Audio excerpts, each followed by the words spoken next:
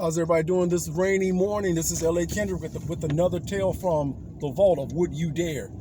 Now, these are not my stories. Well, this is not my story in particular, so you guys take it or leave it with a grain of salt. But it's a story that a person that I know, one of my Twitter followers had sent in. It says the scariest night of her life, she said, her and 3 other friends of hers, 2 guys and 1 girl, had in the summer of 2008. So you guys, let's get right into it and let's do it. All right. She said that a couple of friends of hers, which we've already explained, had gone out to try to do a little ghost hunting. And she said when they did, they had to pick out the proper cemetery. They've been to a few, and one of the parents were out of town, and then one was staying over. The guys' parents were out of town, but the girls were staying over each other's house for like a slumber party or get together, whatever they do, girls thing, right? And so they had been, trying to figure out some thrills and chills, right? So what they decided, they wanted to know if they wanted to see if they either wanted some fast food, or they wanted to have just go pick up some snacks at a local gas station. And they decided on getting some burgers and some fries because they had, obviously here, from what it says, they had made it, they had picked out the cemetery that they wanted. And this is Cobb County, Georgia, right? And they had picked out the cemetery that they wanted. And this particular cemetery is pretty old, and it's got some new stuff in it. But they went, and it was like 10:30 at night, and they went to stake it out, because once they got there, of course, a lot of times there may be some groundskeepers there. They may be doing some last minute burials, and later at night, and lo and behold, that's what happened. There was a guy already there, and he was doing the whole burial thing. And so they waited around to about 1:15, and the guy left.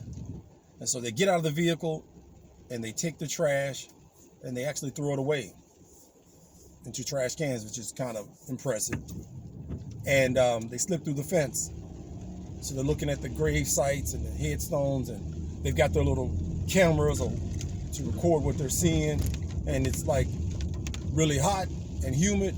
So it's like a fog there, she says. And she said what follows is one of the, the scariest things she's ever seen in her life. So they all are laughing and having a good time. And she says if you guys are really trying to do ghost hunting, you're going to scare the ghost away, or whatever we may be trying to see. We're gonna go here and light with our candles and light them up, and then we're gonna do our little seance. But you guys need to be quiet so that you can, so they can invoke the spirits. And so they go a little bit further back, because it's a big cemetery, and they go a little further back into it. And when they do, they recognize that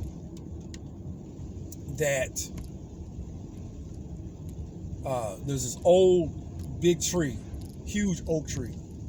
It looks twisted and malformed, and it's really, really, it's really, really old, and it was really creepy. And around it has some headstones. Some are upright and some are fallen, and they've got some old dates on them that you can read and some that you can't read. Some like really scribbled in, like she says 1872, and some even further back than that.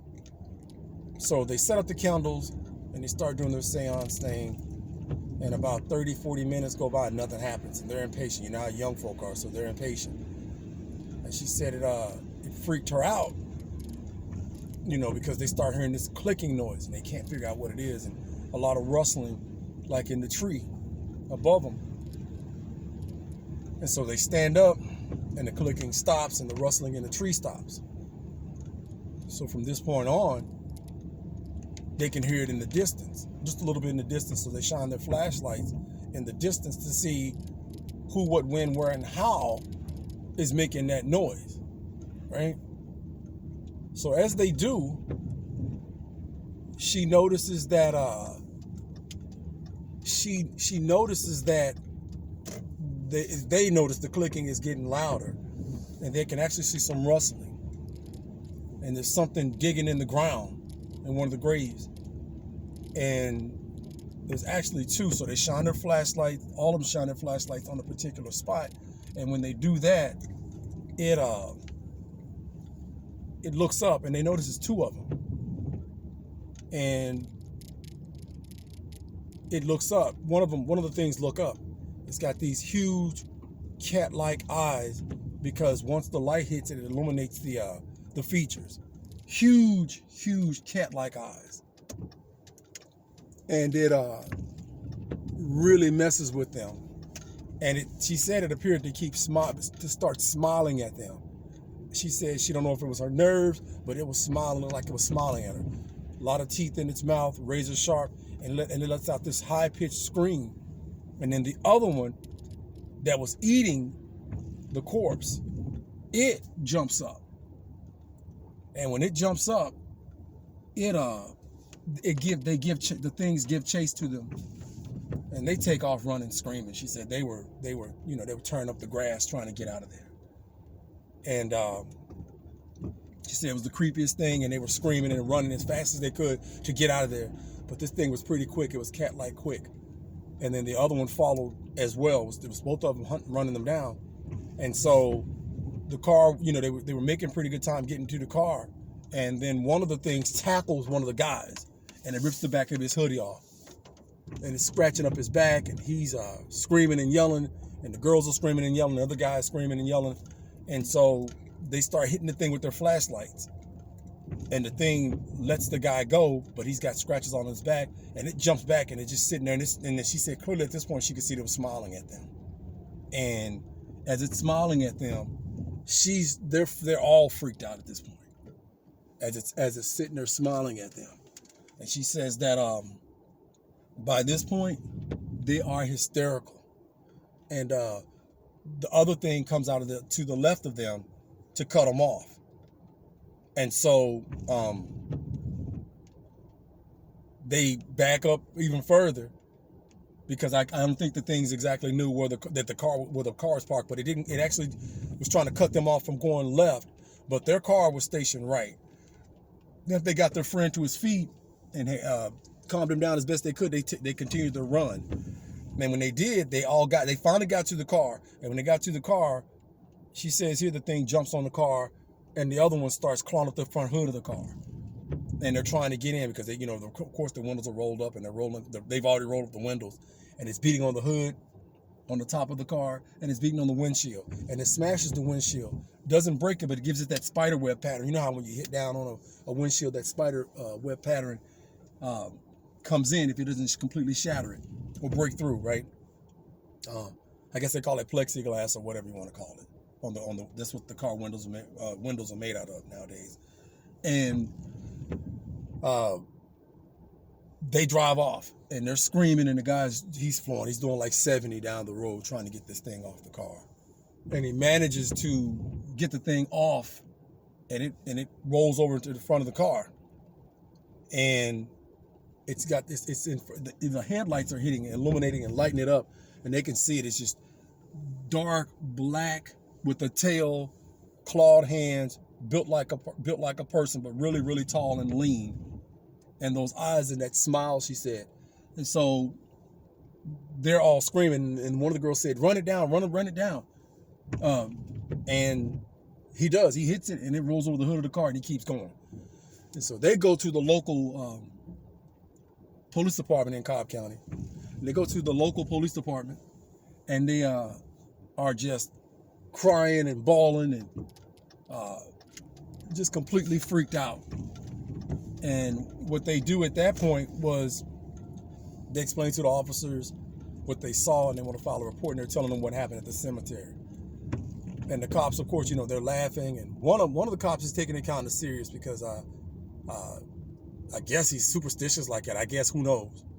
And from what she's saying here, and they go they keep saying they want to fill out a report, and the cops are telling them, don't be hasty and whatnot, and the girl is actually trying to they're actually trying to fill out the report. So the cops go away. They go to investigate unwillingly, but the cops go to investigate because they see how shook up the kids are, and they've been gone for maybe 25, 30 minutes, and because they tell them to sit there and to calm down because they don't want them driving under those conditions and those circumstances, and ask where the parents are. They say, well, they give the description and give the description of where their parents are, and they explain what had happened, and so the kids are like, please just don't tell our parents. Can we just fill out the report and can we go on about our business? And so they can actually hear on the radio as the cops are returning. They said shots were fired and given all these different codes, so that they can. So they're trying to basically explain what happened. And those two cops come back to the police station, and when they come back to the station, guess what? She says one of the cops was injured in his shoulder, uniform ripped up and injured in his shoulder. He's got some blood. He's got a lot of blood on his shoulder. And as they're attending to their friends back as well, now they have to start patching the cop up. And the girls and everybody, and her crew says, "Did you see it? You thought we were lying. Did you see it? You finally saw it." And the cops are like, "You can't fill out this report. You didn't see nothing.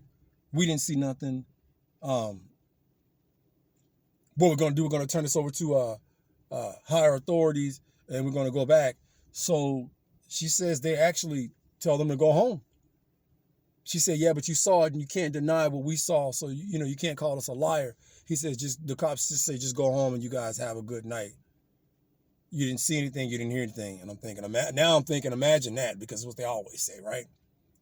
And so they go home, and those friends are stunned, and you can see, she said, you can see the cops mounting up in more of their vehicles, and they're actually taking more, shotguns and things like that. And she said she's pretty sure they went back to try to stop or pursue or kill whatever that attacked them and attacked the cop.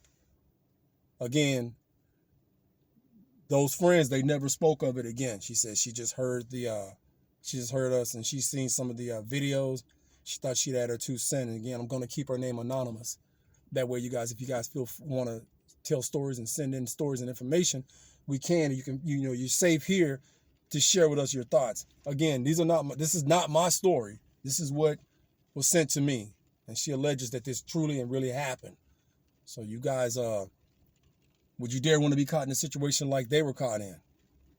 This seems pretty messed up, pretty creepy to me. And I looked to see if this is any kind of urban legend, but I couldn't find anything.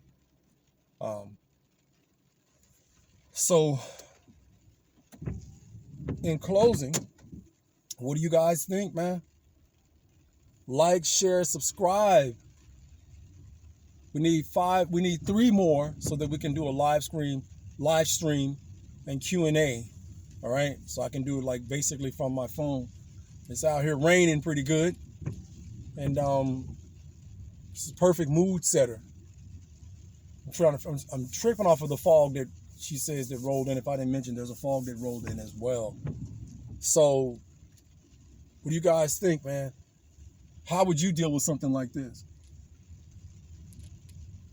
Would you dare want to be caught in a situation like this, or would you dare go out ghost hunting? Me personally, I wouldn't be out ghost hunting in the first place. But again, we talk about all things that are cryptid, just like in my Benefits of a Bully series, and just like the headmaster at the Latimer Academy in my book, The Benefits of a Bully, Washington Brown always says, even when you think there's nothing going on, there's always something going on.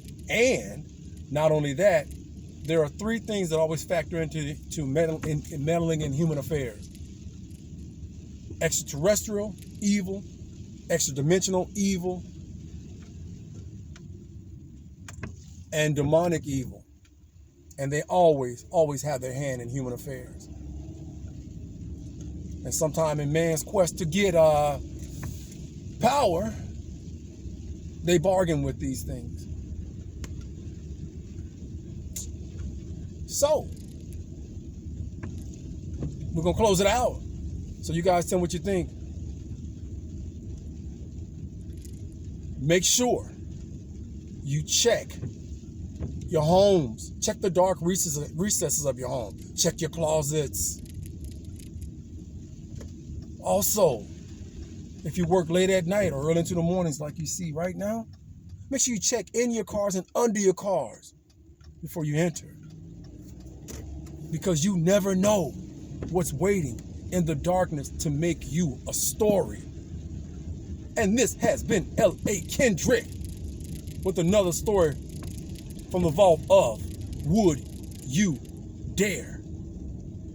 You guys fill in the rest.